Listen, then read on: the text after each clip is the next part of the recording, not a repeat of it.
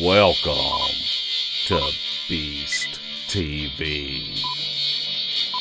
If the Bigfoot activity has become a nightmare, you better call Mark. Activity has become a nightmare. Henderson, you better call so get you a fresh dip and buckle up. So get you a fresh dip and buckle up. So get you a fresh dip and buckle up. So get you a fresh dip and buckle up. So get you a fresh dip. Larry Porch II, how you doing tonight? Man, I'm doing good. I thought there for a second Bruce Larry Buffer Porch took II, over the how you doing tonight? Man, I'm doing good. I thought there for a You don't second know who Bruce Larry Buffer Porch is. II, how you doing tonight? Man, I'm doing good. I thought Well, there for a you don't second know Bruce Larry Buffer Porch is. getting some kind of Man, I'm doing good. I thought well, there for a you don't second know reverb or something some here. Kind of I'll just go ahead and introduce the guest well, while you're working on it. reverb or We got something our here. fella Kind of Outlaw. I'll just go ahead and introduce the guest. Well, Mississippi. reverb. Mark, or how you something doing, here. fella? Kind of Doing great, Larry. How are you guys doing up there in Tennessee? Doing good. Kind of Mark, hot how you and doing, sweaty fella? because it's been a 70-degree Christmas, but it's been good anyway. Yes, good old Southern Christmas, as That's usual. right. Mark, tell us a little bit about how you got into Bigfoot and what all you've done in your life to make you get interested in Bigfoot. Well, I'm actually from the Mississippi Delta, and that's where I grew up. And earlier years, I was involved in ag aviation, ag pilot, and also have a background in law enforcement. But several years ago, I got remarried and moved down between Jackson and Meridian, Mississippi. And this show came on, Not Finding Bigfoot, and that had me kind of half interested because I watched that movie back in the I guess early '70s, Legend of Boggy Creek. Yeah. And that piqued my interest. I thought, man, it'd be cool if something like that was really out there, Well, all of a sudden this show comes out, so I'm kind of watching that half interested. And my wife walks in one day after work. She said one of her friends who rehabs wild animals is having a problem down in South Mississippi with these creatures on her property. And I'm just like, what creatures? What are you talking about? She says, well, those Bigfoot things like you watch on TV. Man, my antennas went up. I said, what? I had to get in touch with this lady. So that's what led me into it. I got in touch with her, and she had actually had some baby goats on the property, and something had scared them so bad that they had run into the fence and broken their necks. Oh. And one thing led to another. She was having, some sightings were going on in the area, and she had sign out there that she was talking about after I talked to her on the phone about some things to look for. Well, when that all started up, I started doing research on the internet and to find out more about this subject.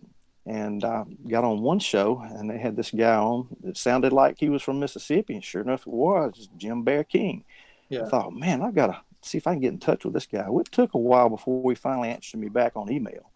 And one thing led to another, and we ended up hooking up one night over in Alabama and went out, and I guess we started rolling together after that period. And he kind of took me under wing as his partner, and it's turned my life upside down, but it's been fun, I'm telling you. Yeah, that's one thing about Bigfoot. It will change your whole direction in life and your whole attention. Oh, it does. It does. It's very addictive when you get into it because, you think, man, could that really be out there? And then you follow the information that's put out by different groups and different people, and you start applying that information, and you go out. The first time I went out, I took a map and I looked on there and thought, if they're going to be in the area close to me, they're going to be probably right in here. And I went straight to it. Within 50 yards, I hit it. I thought, oh my gosh, and that was it. I was hooked big time at that time. Right. It's something because you don't think in Tennessee, Mississippi, that there's these creatures around here, because all you hear about is the Pacific Northwest and all that. And Right. I thought I had to go to Falk, Arkansas to see these things, or up there in Washington State. That's how, small, closed-minded I was about the subject there. There's only Right. 2 in the United States, and all of a sudden there's a third one down here in South Mississippi. Right. I want to go meet him. Yeah. Mark, Uh-oh. Hey. Mark, let's start talking about this week and working backwards. Oh, man.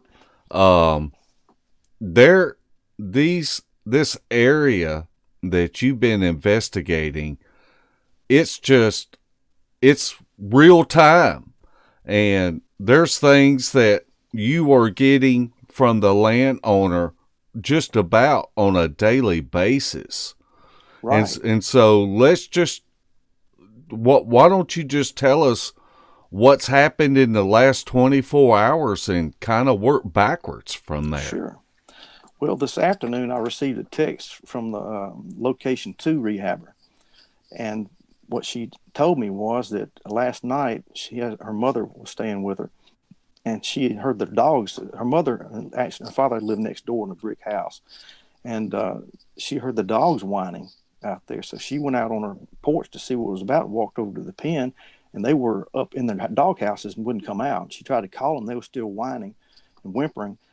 And she shined her light around, and all of a sudden, something took off running through those woods from the back of the pen, and she sounded like it was tearing it up, like a bulldozer tearing through there. And it was screaming. Both were screaming, and the scream sounded like it had a roar or growl or roar mixed in with the scream. She said, never heard anything like that before. And it did it. You could hear it running for quite a ways off before it finally got out of, hearing range. So that was upsetting for them last night. She's a little, worried they're coming up so close as they are. And she's got lighting that she hasn't gotten put up yet, which I've stressed she needs to get some LEDs and light the place up to hopefully help them back away, at least back at the tree line from the woods.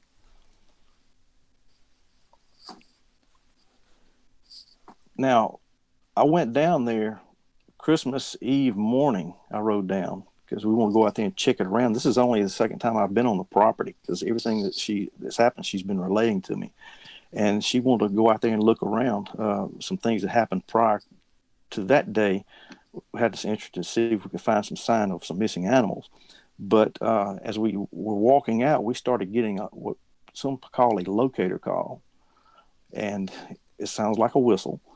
And she said, she'd never heard it before. She said, that's strange. My bird does that, and he's never done it before. She has a parrot in the house. And I said, well, that sounds like they're trying to, figure out where we are or alerting the others that someone's coming into the woods. We walked on into the woods, which is right behind her trailer. And as we walked in, there's been toys brought up, which I think, Mark, I've sent you those photos of different toys that have been left there and thrown at her, actually. But there was this Christmas bear laying there, and it looked like it had been rained on, a little dirty. She said, that wasn't there the other day. This is new. So I picked it up and wedged it into a tree. And I wedged it and tried to see if I could pull it out, and didn't want it to blow out of there or fall out of something. If it fell or came out of the tree, it had to be pulled out of there. Well, we took off and went and explored the woods for about 2 hours or more. And when we got back, the bear was missing. It was gone. So it was taken down. And it was high enough. It was at my head level. So it was right at, close to 6 feet off the ground. So a dog didn't jump up and get it. Talk more about these toys that are being brought up to the property that you've been finding. This lady rehabs wild animals, possums, raccoons, foxes, armadillos, and she noticed she had an armadillo that was let me back up. She actually found a teddy bear back there, and there was no children within a half mile of there. And it looked like the teddy bear was pretty dirty. It's like it may have come out of a dump or something. A teddy bear, a little horse monkey looking toy, and a dog bed like for inside the house was found behind the pen. And she said that wasn't there, the day, because she's always out there tending to the animals. Well, she had cleaned the pen out because someone brought her an injured armadillo. She cleaned it out, put food in the ground for it to learn to, get in there and scavenge for it. And she left that morning after doing that and came back that afternoon. There was these 3 little small toys, little plastic toys, that look like animals, over in the pen with the armadillo. And she's arranging them, so she's going to take a picture of it and send it to me. And while she was doing that, in flies this toy and lands right by her foot. And it was tossed from in the woods. And she, of course, kind of freaked out about that, but she shot me the picture of that, which I sent to you. That's 4 they're showing together. But we found a ball, a brand new ball like someone got for Christmas. It's, about hand size. I sent that picture to you also. It's multicolored. That was new. It wasn't in there, like it's just been placed there. But she was out by the pen about 4 days ago and said that, she texted me and said, this is getting out of hand. She had a toy come flying in and hit her in the leg, and another one hit her in the head.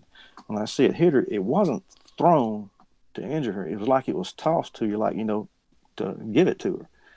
And I don't know whether they're trying to gift with her or gift with the animals. It's speculation, but it's real strange when you got all these toys and different things showing up. Mark, how old is the lady, if you don't mind saying? I say she's in her late 30s. You don't think they're trying to woo her, do you? You never know. I mean,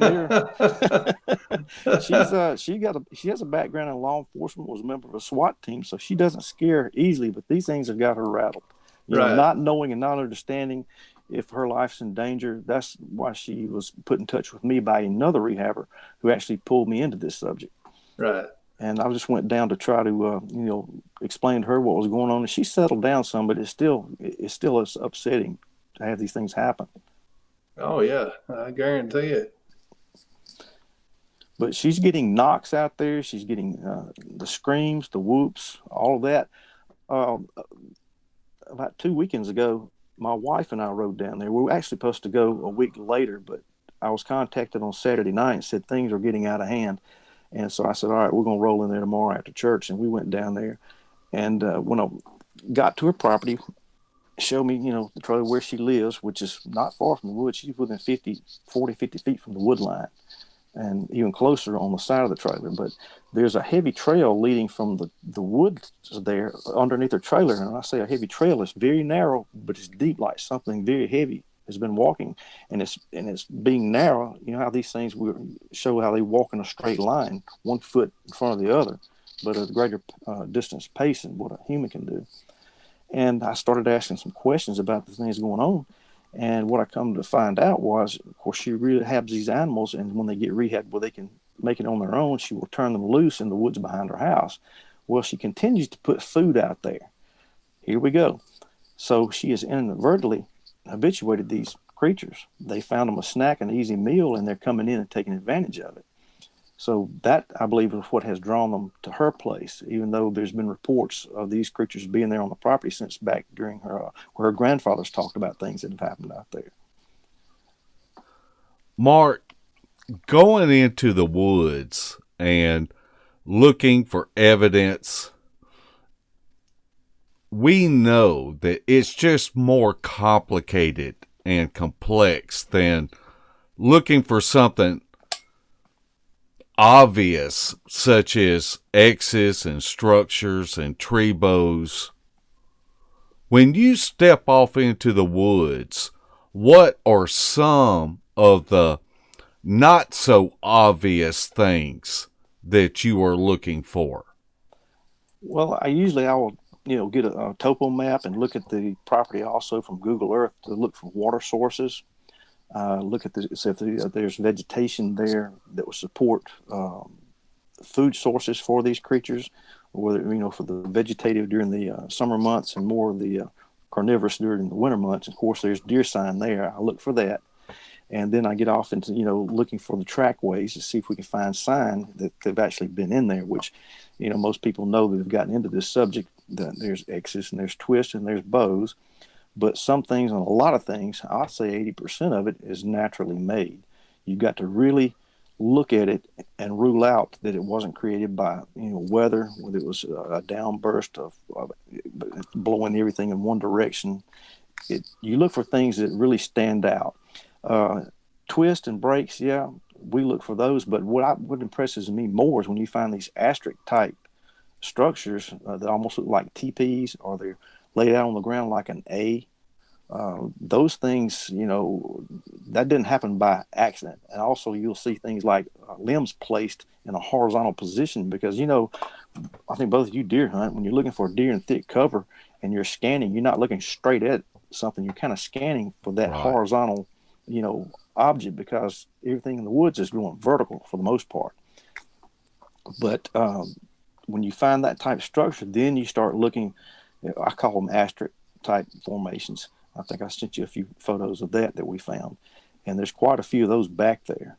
We went even deeper into the woods, an area that we didn't go the first time, Christmas Eve morning, and that became very interesting. We actually were paced, had 3 different individuals pacing us while we were in there. What's that like when you're getting paced in the woods? When you have somebody that's with you, let me put it this way. How do you calm that person down? Because you definitely don't want them to freak out and run. What are some of the things that you tell this person and help calm them down while you're being paced? Because that's pretty spooky. And it is. I actually, when I first got there and met her and we talked, and she said, am I in danger? Are these things going to hurt me? And I told her, I said, I really believe that if you're going to get hurt, it would have happened before now. I said, I think you're accepted as somebody that's sort of a provider for them. They get, extra nutrition or whatever from what she's putting out there. But when you have someone with you and you're being paced in the woods, I heard it about the same time she did, and she's probably about 15 feet behind me. And of course I heard it in the front, and then I heard it off to the right side, and it sounded like it was walking away from us, but the one behind us wasn't. It was keeping pace. You'll take a few steps, stop, and you hear the crunch of the dry leaves and maybe a twig break. That somebody's or something's following you out there, is paralleling you. Well, I look back at her, and her eyes are wide, and she's pointing at her ears and doing the fingers like she's walking. And I shook my head, yes. She's like, oh my God. And I said, now this is when it gets exciting. She said, I'm glad it's exciting for you. I'm freaking out over here. I said, we're okay. If they didn't want us in here, they would have been throwing things at us to run us out. So they're just checking us out to see what we're doing out here in their home. Right. Larry, have we got any questions? Well, we do. One question from Heather was on your law enforcement training. Do you adapt any of that training you've had to your investigations in Bigfoot? Tracking part of it, to a degree. I learned to hunt and track with my grandfather and my brothers at an early age, so that's nothing new to me. Hanging with Eric and you guys, I learned a little bit more. But yes, you do apply it. I know that we were on top of a mountain, up there in the Tennessee, Kentucky area. And remember, we got kind of turned around trying to find our way out. And we walked through all that mountain laurel, and I found fresh bear sign. That freaked me out more than anything to do with Bigfoot. But immediately, and of course, we're armed. And my first thought was to position everybody, make sure they were in a straight line, because if something charged us, we got between a mom and a cub and she charged us, I didn't want one of us getting shot, because I knew where everybody was at. And that's part of your training. You make sure your partners are safe. And that mountain laurel was really tall when you figure it's up to your chin. Yes. And I remember Debbie just sitting there going, hey bear, and that's good to kind of communicate between each other so everybody knows where everybody is at, because you can't necessarily see everybody when the mountain laurel is that tall. Exactly. And I know old bird dog Larry got us off the mountain that day. It was getting late. We were trying to get our GPS position and get down. And Larry said, "Well, here's a trail. It's like a hiking trail." We were down in 20 minutes. I had visions of camping out that night. Yeah, because it was getting dark that night. The sun was starting to set, and here we was on top of that mountain, and we had done, hiked, and it was like we wasn't at our starting point, and so Larry did. Larry got us out of there. Yes, he did. I could have kissed him when we got down, but I didn't. Debbie was there. I'm glad you didn't. Me too. Let me tell you what's been going on down there. This lady she rehabs, like I said, possums, raccoons, and other animals, but she had 6 young possums in a cage. And she went out there one morning. This cage is locked with a latch, like you used to have on the old screen doors when we were kids, but it's got a spring latch on it. So you got to pull it back in order to actually lift it to open the door of the cage. She went out there, and the cage door was shoved in. It had been unhooked, and it was shoved in so hard she had to use wrenches to pull it out. Only 4 possums were in there. 2 had been removed. That really freaked her out there. Well, her dad had walked out in the garden area there, I think a day before that, had a pine cone thrown at him. And her cousin, a few days before that, they know about, so much activity. He called her and said, "Look, I think they're coming your way. I can hear them running through the woods up the power line coming toward your property." So they show up about sundown because that's when she'd put the food out. And they coming for their snack, I guess. But she had a chicken that come up missing, and she found pieces of him scattered all the way around the property. It was a big rooster. It stood a little bit above knee high. That's an animal that came up missing. A neighbor, as I talked about before with some of you guys, down the road, this is months ago, he had 5 or 6 large pit bulls on these heavy chains out in his backyard. He came home one evening, and all those dogs were dead. They had been ripped apart. Whoa. Not eaten, but ripped apart. And we've heard that story before, from others, I think, over in Georgia, the same type thing happening. I don't know if they were upset because they were in the early warning system or they were after the dog food that he'd been placing out there to feed them. That's, speculation of why they would have done something like that. But the game warden was called, the deputies were called. They came out, and the game warden told me, said, this was done by coyotes, and it wasn't done by man. It took some strength to do what was done to these dogs, and they told them had no idea what could have actually done that. So I think sometimes they're prepped and trained not to allude to anything of the Bigfoot world. Right. I agree with that. But she contacted me last week. This same neighbor, he has chickens and also has goats down there. And she said over a 3-night period, the chicken coop door, which is attached to the barn, was ripped off. It was a heavy door. And over a 3-night period, all those chickens were killed. They were ripped apart. None of them were consumed, but just ripped apart. Wednesday night, 2 goats came up missing. And then the next night, Thursday night, 5 goats came up missing. And they tracked around trying to find this guy's an avid hunter, and she has tracking skills. They could not find where these goats walked off, and they weren't drugged. So they haven't been found, not a trace of them. And, it makes you think some of the stories that we've heard of encounters on properties where people have aggressive type behavior from these animals. And I just wonder if he had possibly pointed a gun at them or even shot at them to run them away from his barn. That, of course, he doesn't want to talk to anybody at this time. And we're still trying to work on that. If I can just get in there and kind of feel out, what's been going on from his level and what he's been seeing and experiencing.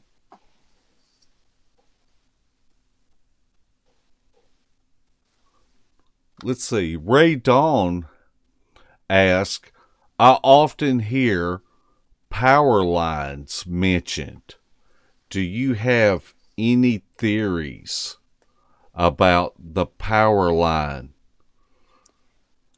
Deer will take advantage of an easy route, and I would think that these animals would sometimes do the same thing, more so probably at night because they don't want to be seen. Yeah, they have to cover the darkness. But I have heard of people seeing them cross those power lines. Maybe a rogue male or something. But I think they would take the easiest, route to travel, just like we would. Well, it's the way I kind of look at it, it's the same thing with creeks or rivers or maybe a small field in between two slivers of woods. If they're Right. wanting to get to point A to point B and there's something like that in between, then they're going to have to cross it. Right. That's exactly right. And those are also good places where you can set up plot watchers too. Right. And from our investigations out there and our research and scouting, we pretty much figured out about more or less where they're going to cross it, whether it's a road, Right. highway, or a field. And we can kind of zero in like with our plot watchers and hopefully catch, an image. Rob wants to know if y'all have done any calls out at either of these locations. The first trip down, we waited until dark, and I went behind the trailer, told them to stand back, by the trailer. I'm gonna go down and see if I can hear anything. And I did a whoop and waited a few minutes, didn't get anything. And so I did another one, and about that time I heard bipedal walking, and it was very dry. The leaves out there, the ground litter was like cornflakes. You step, it crunches. Yeah. And had the rehabber who brought me into this subject years ago was there, along with my wife and the girl who owns the property. And both of the rehabbers motioned them to come forward and to see if and I pointed at my ears, and they both heard it. They could hear it. And I thought the one that lives there was going to bolt on me. I said, "We're okay. It's all right. Don't run." But I think it was last Monday, a week ago. I was at work and I get a text, and she told me she was going into the woods behind her place there to check on some animals that she had released, see how they were doing. And it wasn't 15 minutes later. She told me she was armed. So I told her, always carry something with you. She texted me 15 minutes after going in. She says, "What do I do? I'm being paced, one to my right and one behind me." And she says she had already texted her cousin to come out there and walk out there and get her out of the woods. Well, I told her, I said, just walk out normally. Don't run. Walk out normally. And it was 45 minutes before she got out of the woods, and I was on pins and needles because I'm quite a distance from her to try to get down there, to be of any assistance. But that's pretty unnerving when you're out there by yourself like that and you really don't know exactly what these things are capable of doing. Right. No doubt about that. There was another question. Spencer wanted to know, is the activity that they're having year-round, or does it peak a certain time? Or it seems to be year-round. There's something every night going on there. And the night after we were there, I told her before we left, after I did the whoops, I said that you may get some activity tonight because there's now, two new female scents in the woods and a new male, and they may, take aggressive action toward another male being here and raise a little Cain that night. Well, that Sunday night, it wasn't anything going on. Monday night, though, it all broke loose. They got under the trailer. She doesn't have any skirting under there because of wind damage, and she's going to replace it. But they were under the trailer. Something was under there, and it was taking a rock or something and knocking on the steel support beams under it. She would go from one end of the trailer to the other, and it was falling under there, tapping. And that was freaking her out. She thought to hit her key fob and hit the emergency button on that. So the car's parked by the trailer, and that thing went off with the lights flashing and the horn blowing. He said it sounded like it was going to tear the supports out from under the trailer, getting out from under it. So that was smart. She had, thought of mine to do that. Does she live at this location by herself, or have a husband, boyfriend? She lives there by herself. I didn't ask about her love life, but her parents live next door to her. Okay. She helps take care of them. Her mother's been hearing all this, and the strange thing is she has a parrot, and the parrot is by the window. I think they're in the kitchen, And she said there's times when the parrot would absolutely freak out and she has to move the parrot away from the window. Well, this thing started imitating window tapping noises. The bird is doing this, and then starts making these strange whistle noises and repeating like howls. She said, I don't know where he's picking it up. She said, I can't even whistle some of the things it's doing. So that's pretty unique. That happened out there. So the bird knows something. You need to get a recorder and record some of this stuff. That's what I told her. It may be stuff we haven't heard before. She's got one and forgot to turn it on. She said, I wish I had it running last night because it would have been good. I said, please turn that thing on. She's put game cameras out, and she actually got some photos, which I sent Mark. The photos show is nothing there, and you see this something standing behind the trees, and then you see something up in a tree, and the one that was on the ground is missing. It looks like a small something, of mass up in the tree. But when I got there, we were talking. The first time I went, I told her, I said, have you done any research on any of this? She said, very little. She said, I started putting in these calls into the Google search and started talking about Bigfoot, and she ended that. She didn't want to see any more. I said, well, do you want to look at what we think some of these creatures look like as we got some drawing? Nope. She said, I don't want to see one. I don't even want to see a drawing of one of these things. Well, that was her wish. I think it was Tuesday night. The dogs started barking and raising Cain, her parents' dogs that live right next to her there. It's not very far. And she went out on her small deck there with a flashlight, and she had been putting the feed for her animals out behind her trailer to the right. But she's looking, toward the house with the dogs and a pen behind the house there. It's gated. And she's looking at the dogs, the light, and they're all up in the doghouse peeking out, barking. They won't come out. And she said that's when she knows they're out there.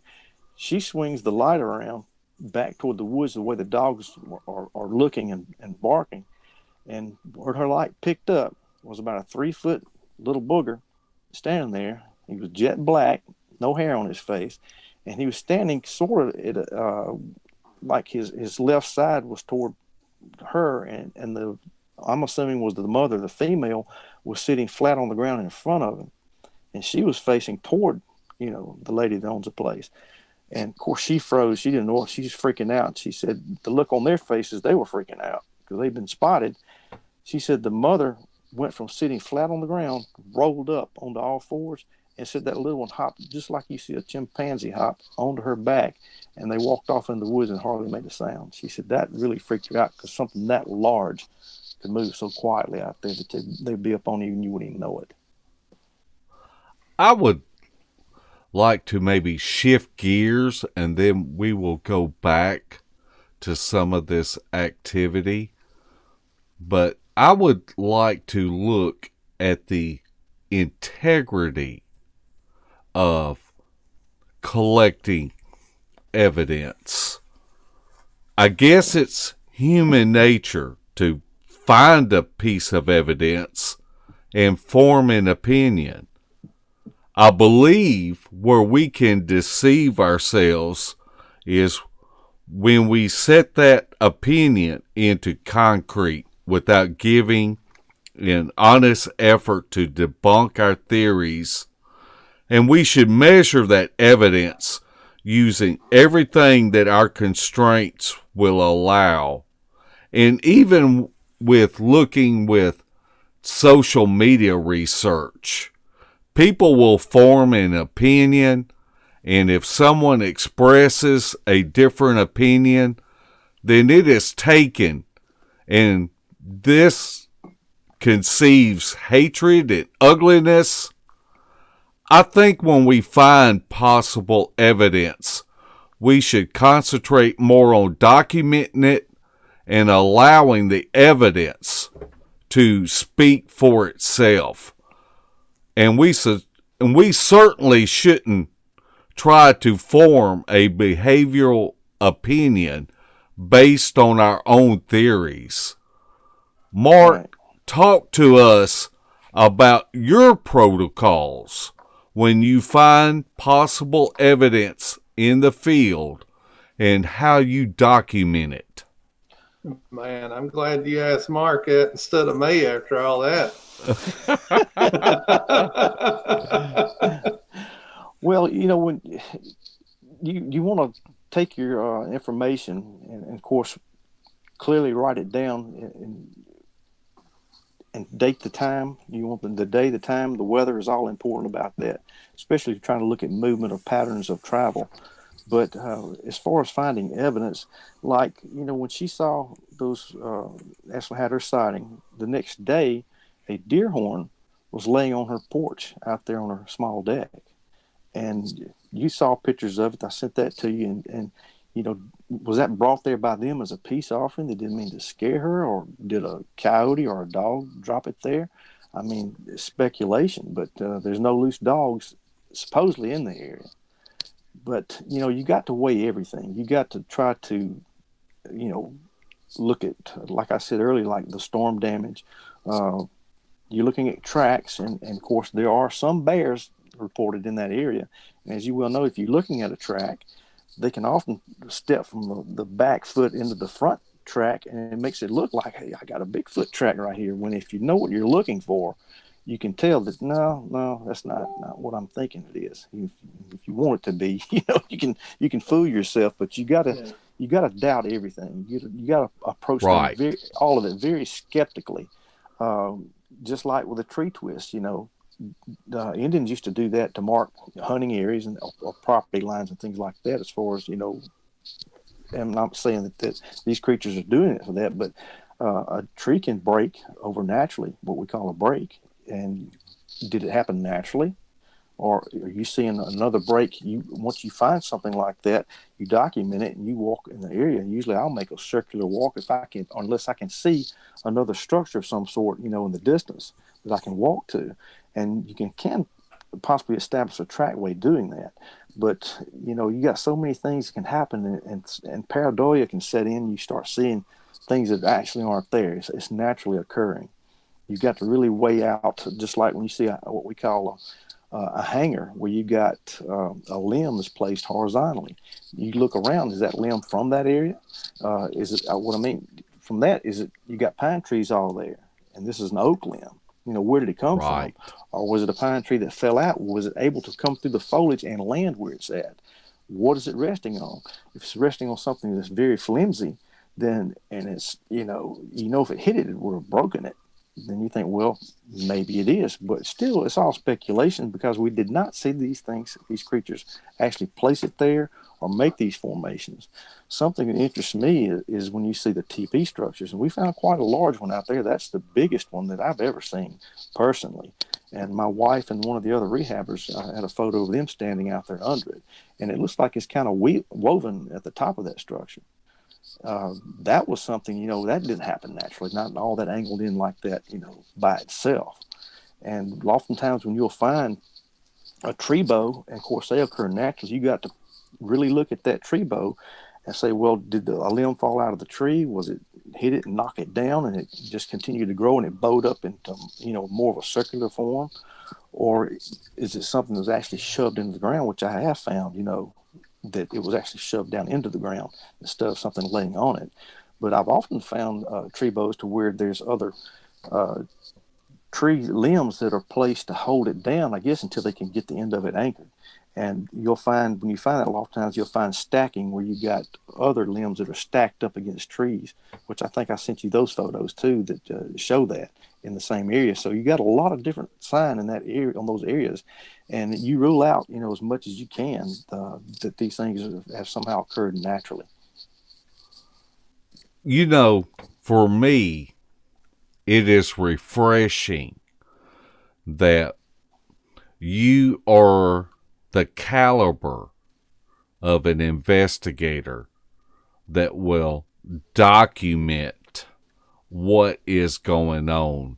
I know Shelley Reed is our documentation recorder, and we just find it invaluable, because if we experience a situation or a piece of evidence, Shelley can go back in her books and look for any common denominators, such as moon phase, weather, Right. terrain elevation, and things of this nature. Right. Have you found any common denominators that has helped you connect the dots in the field? Sometimes you think you have, or I think that I have, but just like me and the four horsemen that run together, and Bear goes with us quite often. That's Outlaw James Austin, Jack Russell, and of course Dusty, Ranger Dusty. We've noticed, like down close to where I live, when it's a full moon, there's hardly any. You don't get any vocal activity. Now you go further north in Mississippi, a different property, and you get it up there. Sometimes it's a lot better because it carries better, I think, in colder weather and less humidity. You get more vocal range. You can hear, when we go out and do our calls, you can hear these creatures sounding off at a greater distance than you can when it's thick humidity and, a hot environment.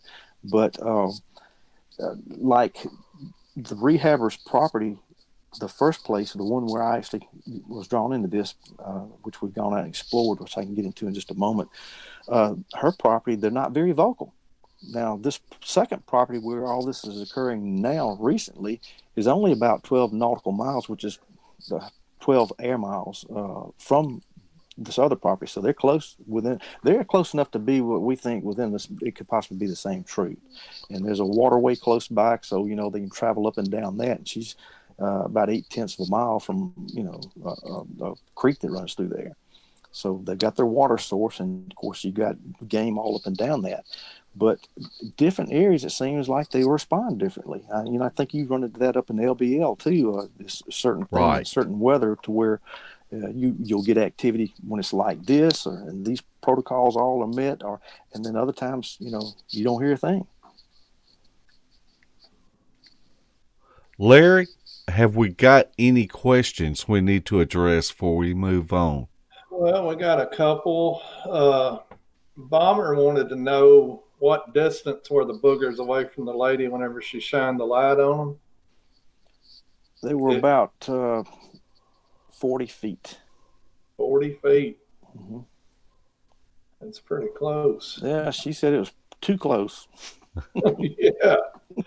And she didn't want to ever see one. No, she said. I said, you know how lucky you are. Most people would give their right arm to see one of these creatures, and you've seen a baby and a mama together. She said, well, I don't want to ever see another one. Spencer says she needs to set out rat glue traps under the deck and trailer to possibly collect her. Has she thought of doing anything to collect any DNA type evidence? She has to be careful about that because she's got wild animals that still come back up to the trailer. The other night, she contacted me and said that all heck had broke loose on the pond across from her. It's probably about a 5 or 6 acre pond across the road where there's cut over. And she said she heard all this racket, and this raccoon that she had rehabbed turned loose. It's living in the wild, but he wants a cookie. He'll come up there and take a rock and beat on her door. She said she heard this tap, tap, tap, tap, tap the door. She went and opened up, and the raccoon barged in, and it took an hour to get him out. But she's like, what in the world's going on? Well, she heard all this racket across there. The geese just going berserk, and they were flying through the trees, not in formation, and then she could hear low growling over there. I guess there's about 30 of them that nest over there. And so I guess these things decided it was time to make an omelet or something, because they were over there stirring them up from what she could tell. It wasn't any coyotes barking, anything like that. It was just low guttural growls is what she was hearing. Wow. And yeah, so you put glue traps out and you end up catching your little critters that you turned loose out there, unfortunately. Yeah, that's not something a wildlife rehabber is going to do, is put out something to jeopardize other wildlife. Right. I'm surprised she hadn't taken in one of the baby Sasquatches yet. No, that's my wife. She would do that. They'd be sleeping on the bed with us. I know that would be it. Lane asked, why would the moon phase affect greater or lesser vocalizations? Oh, well, we can speculate, but I think sometimes it has to do with them trying to remain hidden or not be zeroed in on, as far as where they exactly are. Because if you vocalize and you're much more visible and able to be found with a bright moon like that. One thing I think we have going for us right now, they haven't figured out that we can't see in the dark. And I think it's a big plus as far as our safety is concerned out there, these things coming in on us. Yeah. Heather asked what area of the state is the location. South Mississippi. I can't go into a lot of detail about that because these people had to protect their privacy. And if anyone, would come to us, you, Mark, or Larry, that's one thing we always tell these Right. people, because they're hesitant to open their mouths because, one, they don't want to face ridicule, and two, they don't want Bubba out there with a high-powered rifle going to make himself famous by bagging one of these things, okay? And making it worse on everybody. So, we have to protect our areas, and we have to protect our people, so we leave their names out of it, and we try to not, disclose the exact location because of that. Absolutely. Right. Anything else, Larry?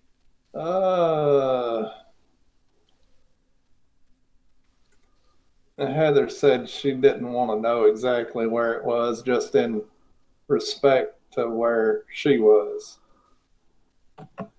She's trying to figure out if one's going to show up eating her dog food.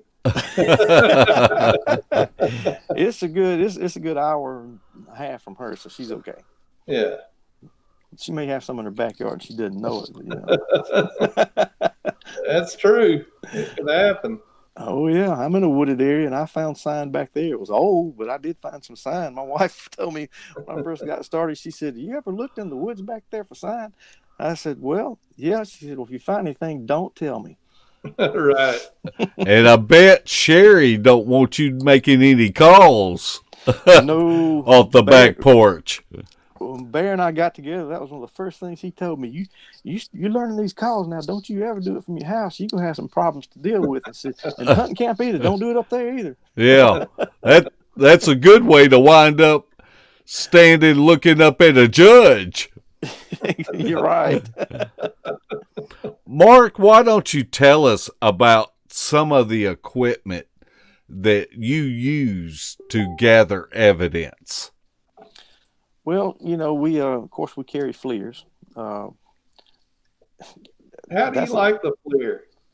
I like it. I'd like for it to be, I'd like to have one like Jack Russell's got. He's got that unit you can read facial expression at 100 yards easily, and they work pretty good for what we need them for. We can detect something's moving up on us or coming in on our SIGs.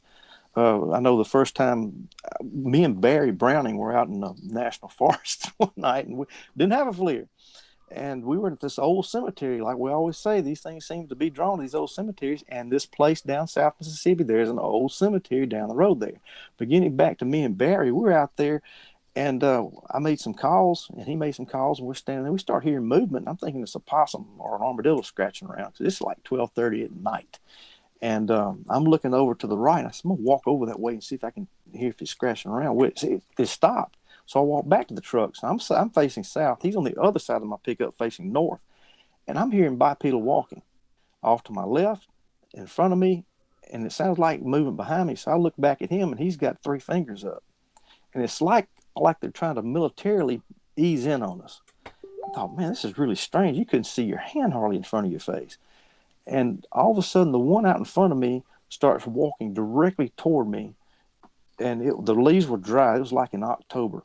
And it was coming at a pace on 2 feet. You could tell it's just like Larry's coming to shake my hand. And all of a sudden, the hair stood up on the back of my neck and on my arms. And I looked at Bear. I said, "Get in." And we took off. And I told him that night, I said, "I swear I'll never come back out here until I have a FLIR." And a week later, it was in the mailbox.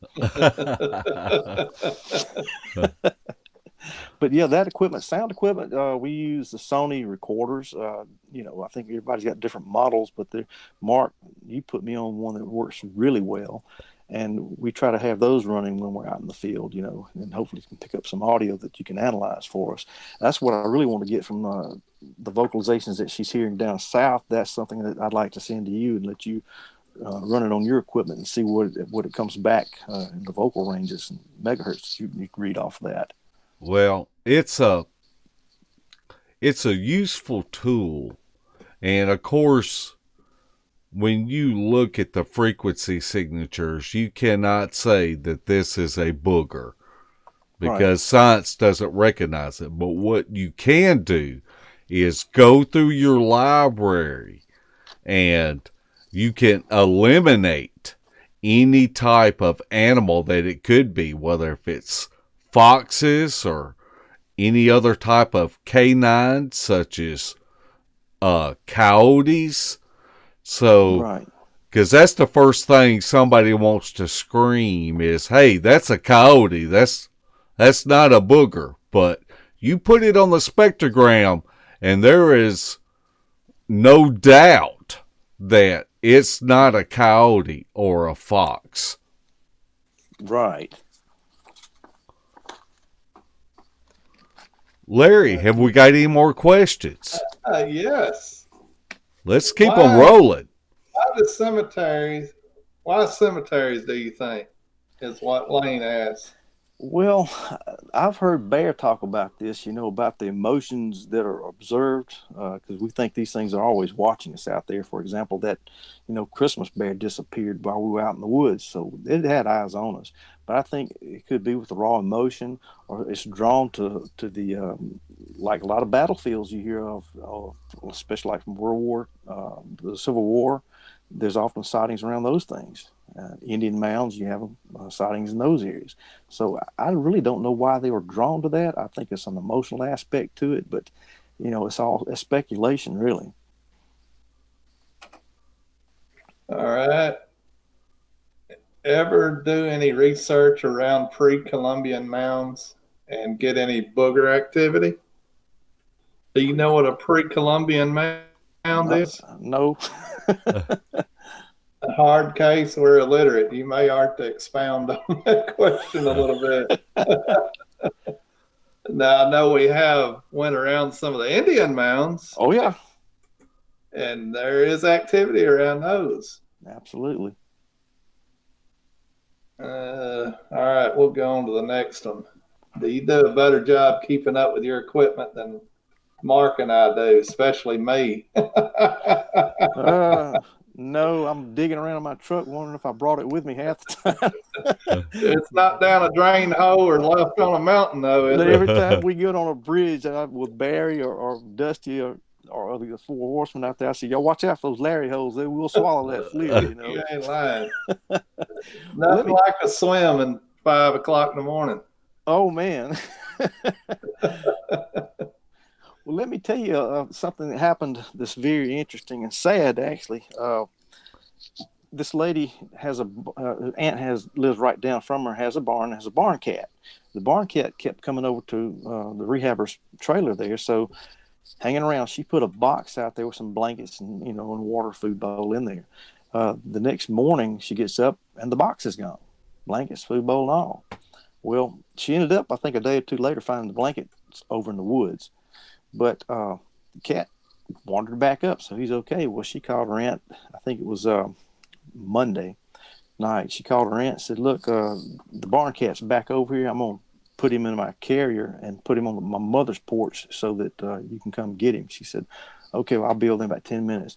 So the rehabber left and went to a Christmas party or somewhere. And 10 minutes later, she gets a phone call. She said, "Where did you put the carrier?" She said, "There on my mom's porch. It should be right there." She said, "There's no carrier here." Well, carrier's gone. Anyway, she comes back from the party that night. The next morning, she wakes up. The carrier is back, but it's on the rehabber's porch at the trailer. And it's open. It looks kind of muddy. The water bowl's gone. Blanket's gone. No cat. So, I don't know whether it, took the cat out or the cat escaped. I hope it escaped, but hasn't seen it since. There's no Chinese restaurants close to that location, is it? Not that I'm aware of. All right, just checking.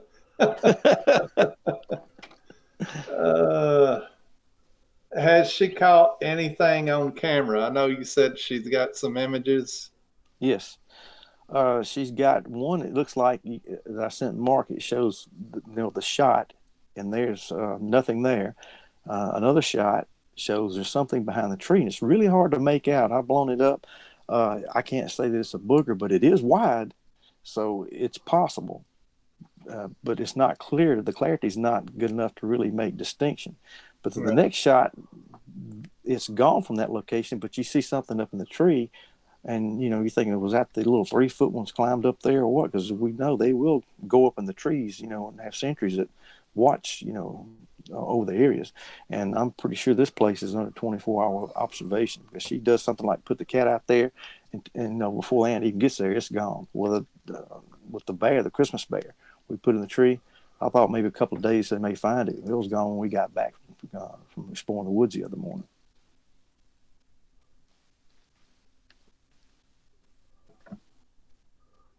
Mark, are there any other stories that you want to tell us? I know that you've got some interesting stories from the first person that you interviewed from this area. Oh yeah. Right after I had made contact with the lady, about what was going on down there with her, she's worried about they're going to attack her animals and all.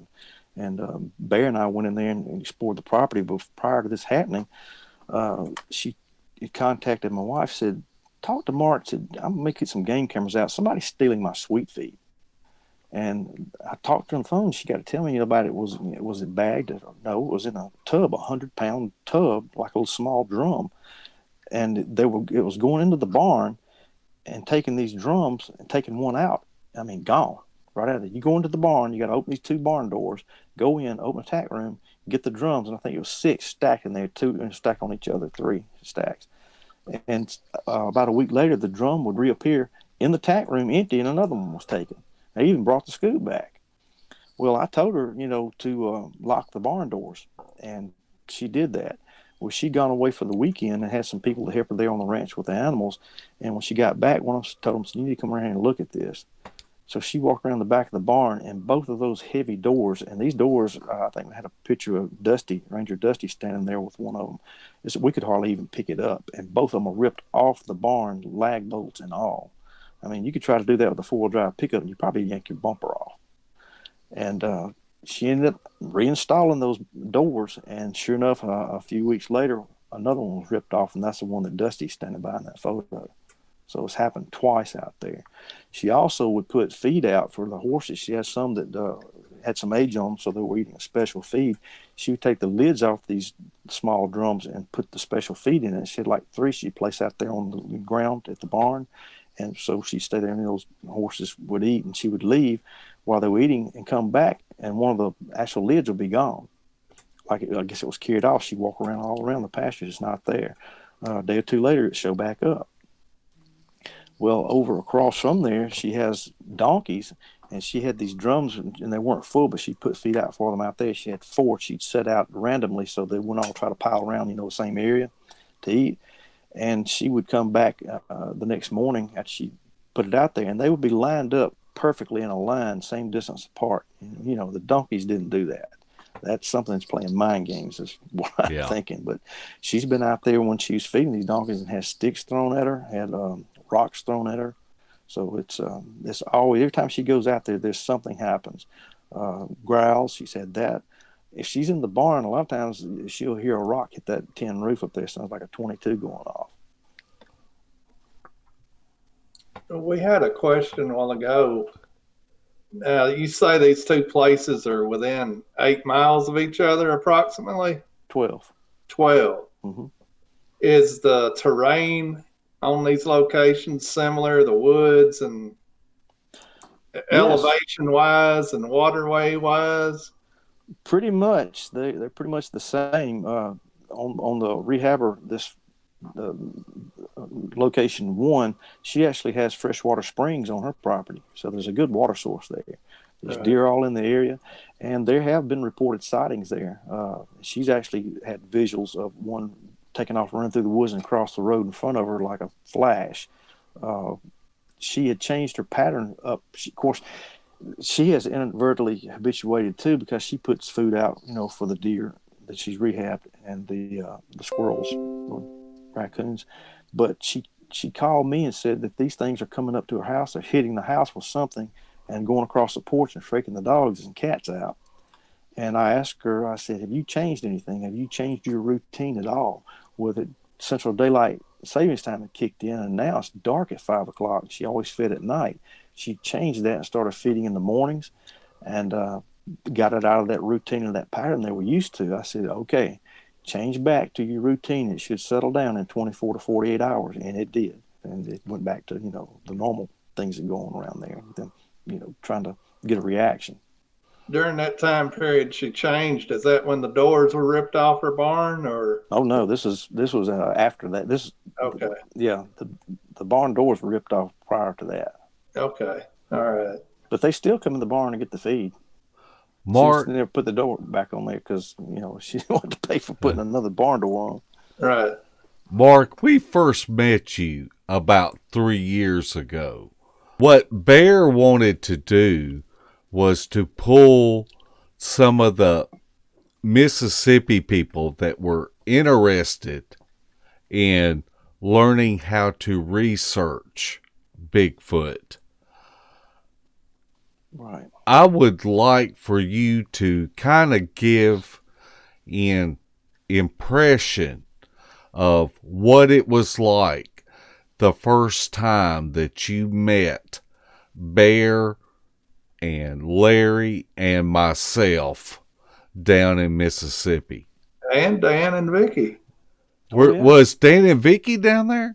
Yeah. Yeah, James. I don't go nowhere without Dan and Vicky. Okay. Well, when of course I met Bear over in Birmingham, and he said that's when he told me he wanted to get some people from Mississippi together and have an interest in this and see if we can't maybe get some a group start working together and going out in the field, and it's a learning opportunity, learning off each other and from him too, and you guys. But of course we set up in North Mississippi for that first outing, and the first person I met was Ranger Dusty, and we're standing around there talking. I think we're in an area we probably should have been camping, but we were camping anyway. And here comes this truck around the corner. I thought, uh-oh. And it was Mark Newble. So that was a relief because I recognized him. He came around the corner. So, okay, it's one of the guys. So we're all right. But, being around you guys and when we're sitting around like the campfires and all like that night, and we start talking because you guys were just so open with your information and so willing to teach. And, of course, we're absorbing everything like a sponge that you guys had to say because you've been doing this a while. And Bear, he's always dropping something. He'll say something with outright telling you, but he'll make a comment, and you'll think about it and think, well, that's a nugget. I need to retain that because that's useful in the field. Well, you guys do some of the same things. You'll say something that, you may in a joking way, but it really is effective out there what we do. But what I saw, it was like a family reunion, and we had never met any of you guys. I'd only met Bear 3 weeks before that, and it was like we were all best buddies, within an hour, and it progressed like that for the whole 2 nights that we were there. And that's the only way I can describe the Outlaws. It's like a big family, a big camaraderie. Everybody tries to help everybody, and we all do things different, but we all come together and share that information, which is critical and essential when you're out there. Because, I may run into something that I don't understand. Well, I'm going to get a hold of Mark, Larry, or Bear, or somebody. Dan, I've called him. And, what do you think? And he'll give me, his input, which is very beneficial. I remember when we first went out the first time, and I remember one of my objectives is to sit down and give everybody a job, because when it starts hitting the fan, you need something to be able to concentrate on, whether if it's audio and listening with earbuds or earphones, or using a thermal, or watching what's going on. Everybody needs a job. What was your thoughts on the very first time that we went out and went on that bridge to Carroll County? After hearing Bear talk about that and Miss Vicky talk about it, she was really nervous about going out there. And I'm thinking, oh man, this is going to be fun. We're going to get some activity out here. Of course, we roll in there, and like you say, everybody's assigned kind of, you stay right here, you do this. I somehow ended up with a FLIR, and I was trying to cover our 6. And Jack had his FLIR, which was adapted to his phone, out, and on that bridge, we're looking forward, and all of a sudden we're getting these images, and we're like, oh my gosh, they're bipedal. They're standing there looking at us. And what we come to realize, which we actually put out on a video, that we were seeing a reflection from that the metal, supports on that bridge on the other side. But going back, looking at that now, something actually drops off to the left and takes off on all fours. If you go back and look at that video again, it's moving quick when it does it. So was it a booger? I don't know, but it was really odd to see that. But what I saw with getting everybody a job, I thought, well, I think we're being evaluated to see if we're going to freak out, panic, and run, or we can be trusted to stand there when it hits the fan. That you got your brother's back, and that's critical in what we do, because we've heard stories and some of us had experiences of what these things are capable of. And they charge you like a gorilla. Do you stand your ground? You don't want to pull your weapon, because that can go south really quick. Yeah. Only if, it's a life and death and you think you're not going to come out of it, because you probably won't. You may get a couple of shots off or something, but then, his buddy off to your side, he's going to take care of business. So, but, I saw where everybody was in a position to take care of some aspect of what we were out there to do. And I really like that. Yeah, I had James Armstrong helping me with, there was only one way that was on that to get onto the bridge, because the bridge was closed. Right. And I had James helping me, watching people in case somebody was to break and run, because you don't want anybody to break and run, because that puts the whole group in jeopardy. And it was a great experience. And I remember, so I'm trying to watch everybody, and then all of a sudden I start seeing Larry start easing up to the towards the front of the dead end bridge where all of this is going on.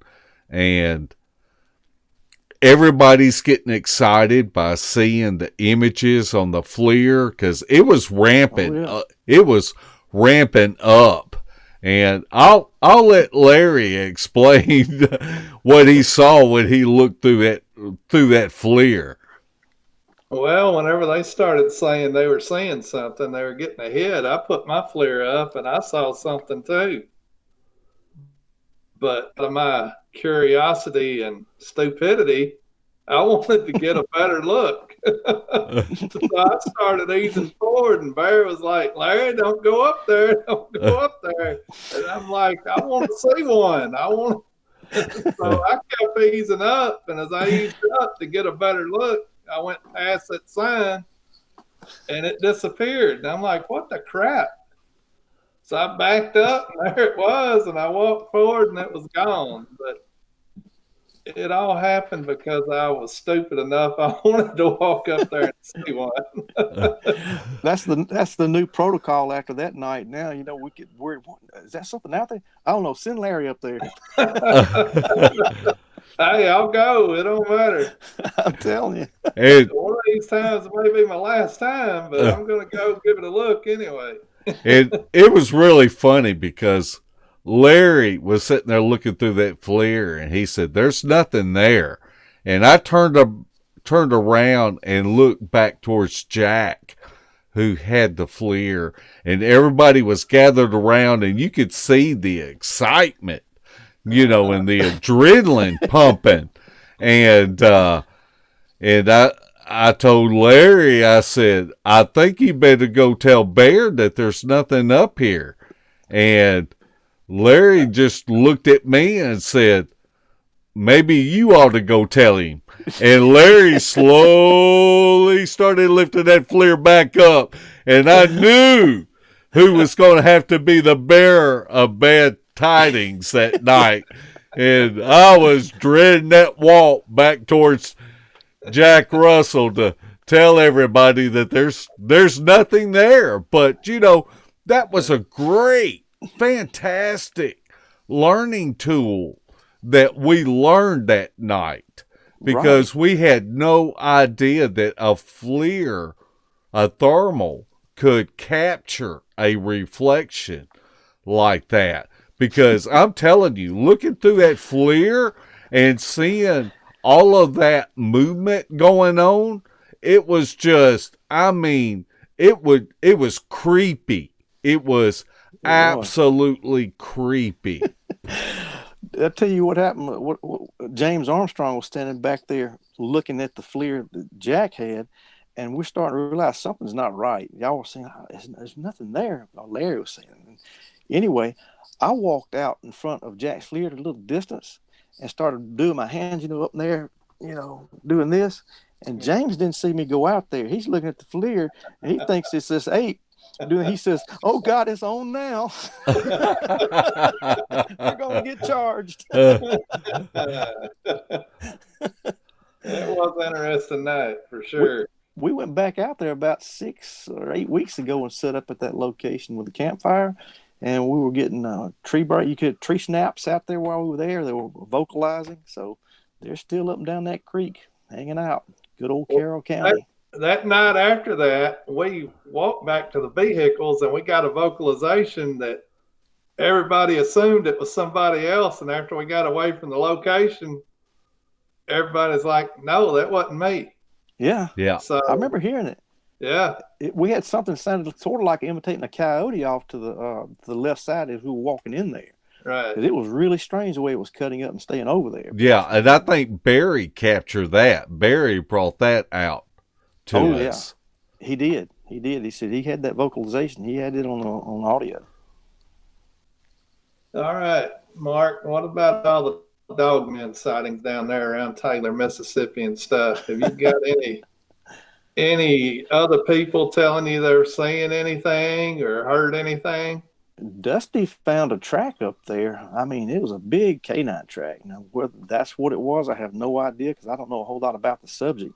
But there is a location that we're supposed to be going on that's having something going on. This guy said he's seen these, looks like huge wolves out there.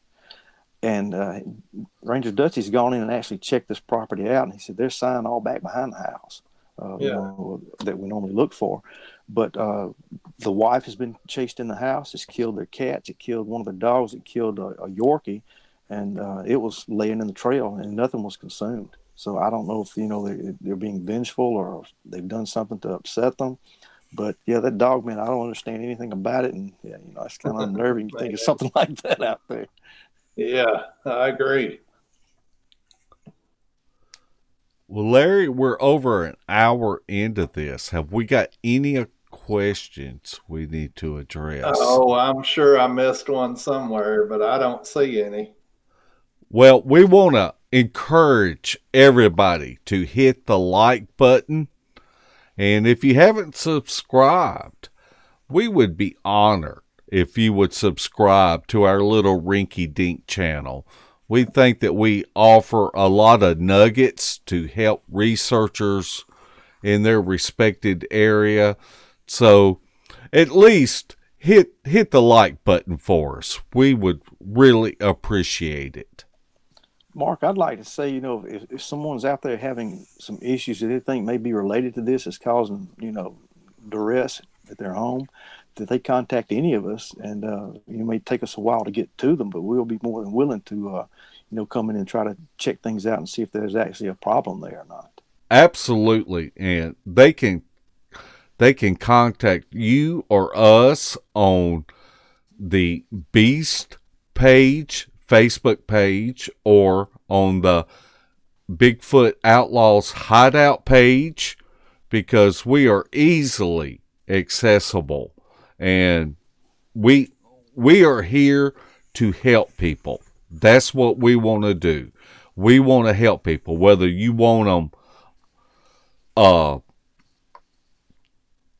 away from your property or you want to document whether this is what's actually going on, is possible Bigfoot activity on your property. Right, and we don't charge for that service. No. Except for Larry, he charges a $100 royalty fee. I'll settle for a steak dinner. There you go.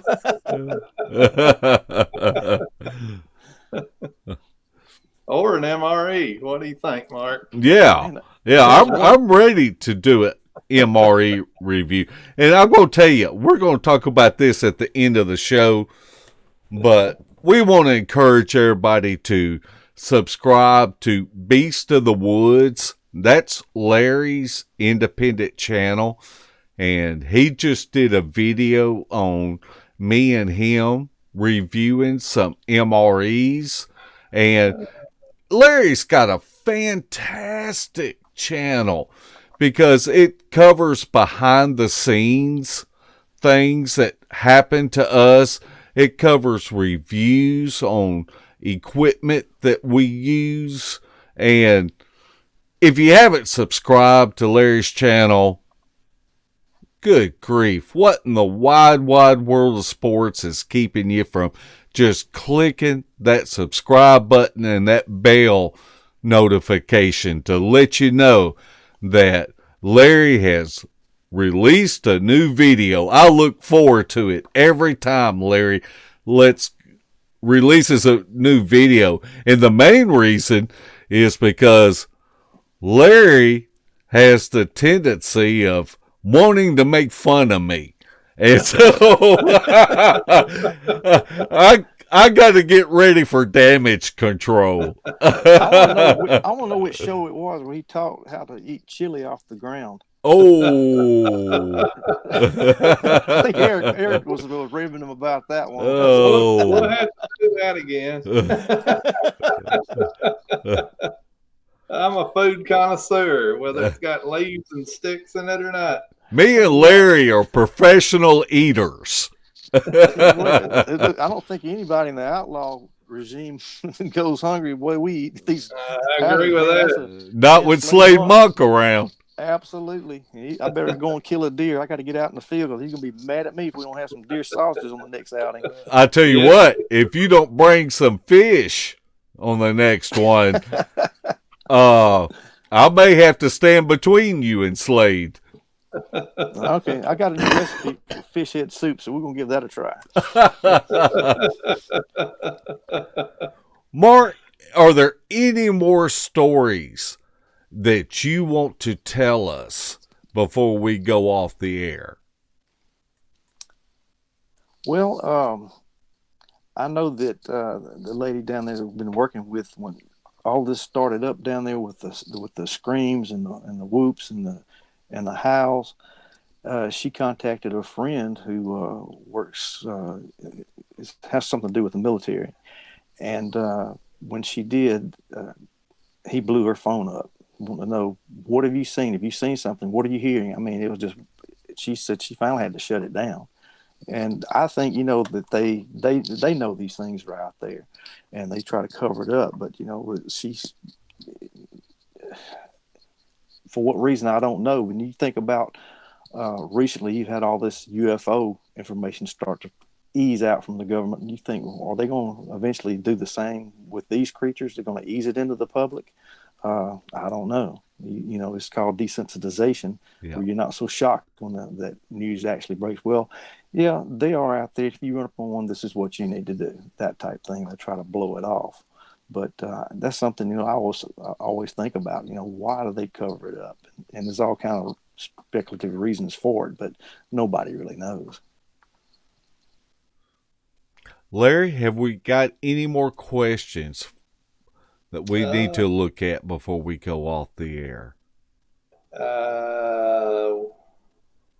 One question. What exactly is the big secret? The big secret? About the Bigfoot, I guess. Well, I think they probably going to come out. They can fly those UFOs. That's where the UFOs are. That's the big secret. That's a big secret. Yeah, that's something I've never understood either. Why they go through the extremes to cover them up if it's not what they are, or that would be the only viable reason to cover it up, what they are. I don't know. And it's something they can't put into a box or into a cage. You can't, detain these things. Now, the strength that we've seen exhibited from ripping pit bulls that, one man couldn't even take one of those things on. You got 5 or 6 that are just torn to shreds. I mean, I'll tell you this one story. Back a year or two ago, maybe longer, I think it was Bear put out a show, Taboo Bigfoot.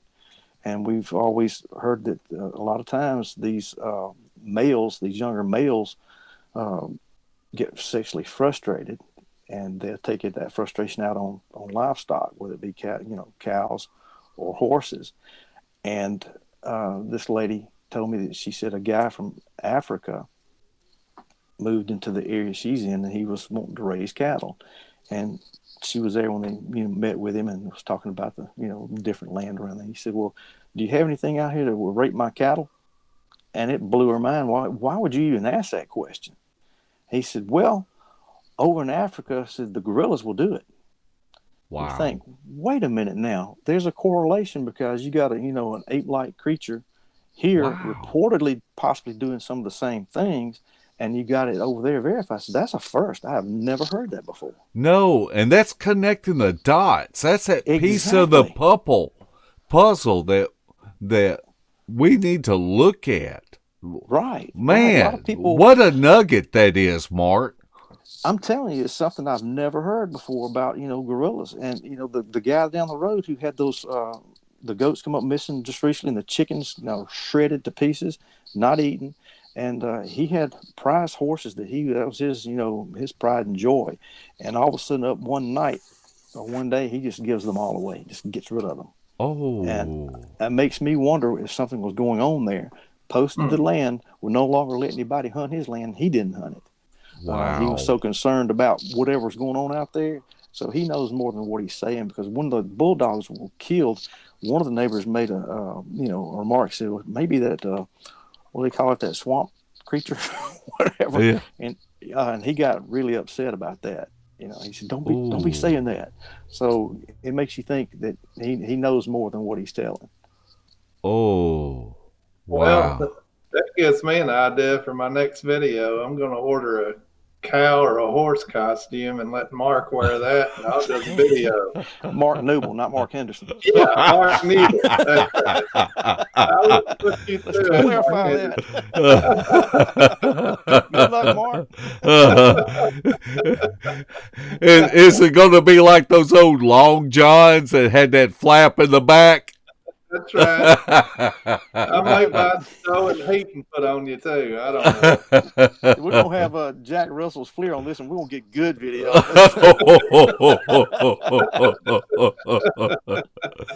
Oh, we're going to make some money off that, because Mark will probably pay us not to release it. Yeah, probably. A little hush money. Yeah. Mark, I tell you, it has certainly been just, it's been fantastic having you on here. Larry and I and Shelley and Debbie consider you such a good friend, and we think so much about you, and you're just a great guy, and we want to thank you for coming on tonight. And if you got any final thoughts,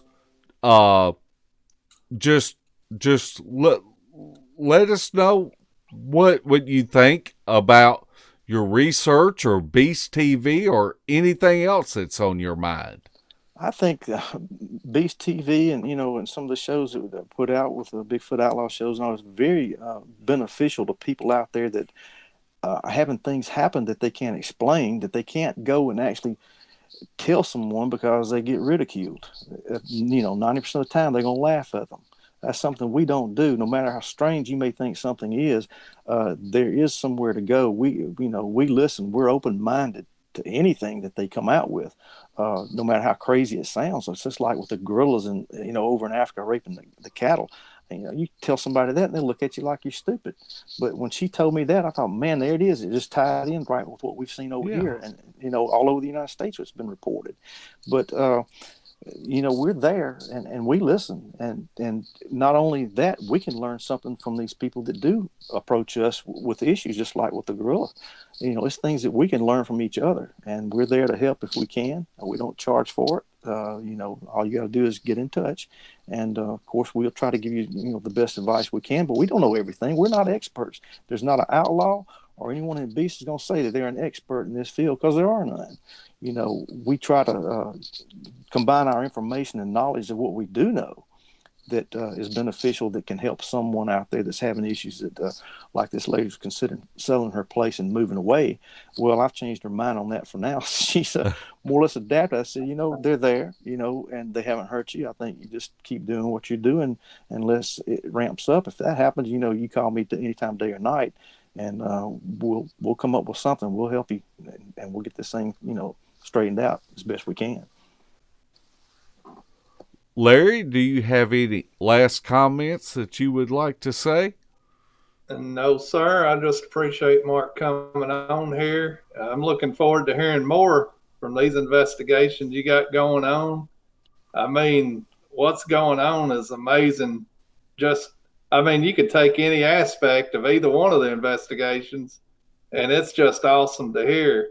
I hope nothing drastic happens to any of the animals or any of the landowners, but I do love hearing the stories of the encounters that are going on there. Oh yeah, it's quite interesting. It's a learning experience as you go along. It's no telling what's happened there tonight. I'll probably learn about it tomorrow, which I'm anticipating. Right. Well, we know that you'll keep us updated. Absolutely. Mark, it's about time to hit Bill Street and pig out again before too long. Then I got to go on a diet, okay? I'm starting that diet tomorrow. Of course, I've been telling Carrie Arnold that for the past 3 months. Yeah, but I'll call you up about Friday and say, all right, I'm going to be in Memphis on Tuesday. Meet me downtown, and you'll be there.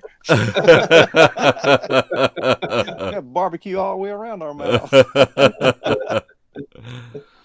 Well, we want to thank our new subscribers. We pick up new subscribers every week, and we want you to know that we appreciate you, and we really appreciate our faithful followers.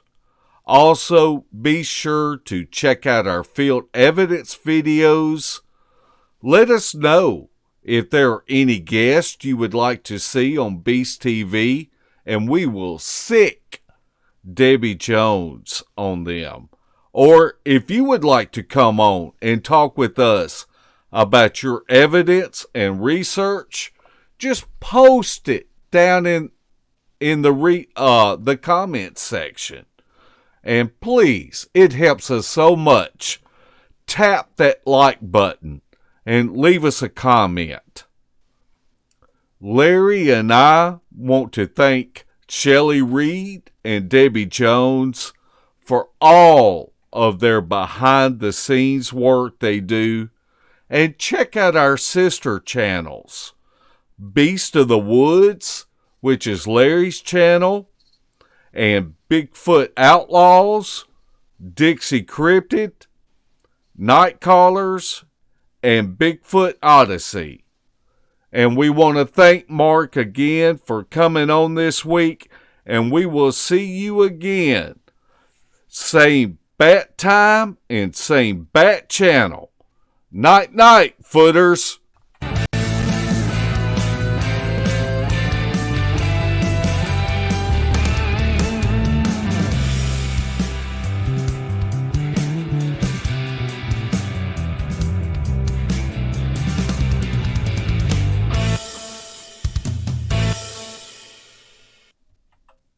This has been a Sawdust production.